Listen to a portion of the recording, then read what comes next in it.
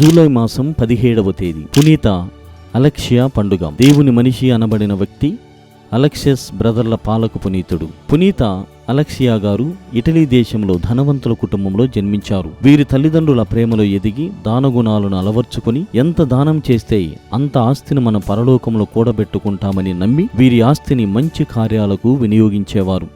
Alexia గారికి యుక్త వయసు రాగా తల్లిదండ్రులు పెళ్లి ఏర్పాట్లు చేస్తూ ఉండగా పెళ్లినాడు రాత్రే తనకు కలిగిన దైవ ప్రేరణ వల్ల ఇంటి నుండి పారిపోయి మేరీమాత దేవాలయంలో తలదాల్చుకున్నారు. అక్కడి ప్రజలందరూ తన వైపు వింతగా చూస్తూ ఉండగా దేవాలయంలోని మరియమాత స్వరూపం నోరు తెరచి ఇతడు దేవుని మనిషి, ఆదరింపుడు అని పలికింది. తదనంతరం అలెక్సియా గారు తన సొంత ఊరికి వచ్చి పవిత్ర జీవితం జీవిస్తూ ఉండగా కుమారుని గుర్తుపట్టని తండ్రి తన ఇంట చిన్న ఉద్యోగమిచ్చి భోజనం పెడుతూ తెలియని వ్యక్తికి సాయపడినట్లే వారు సాయపడ్డారు. కానీ కుటుంబ వారసుడిగా గుర్తుపట్టలేకపోయారు.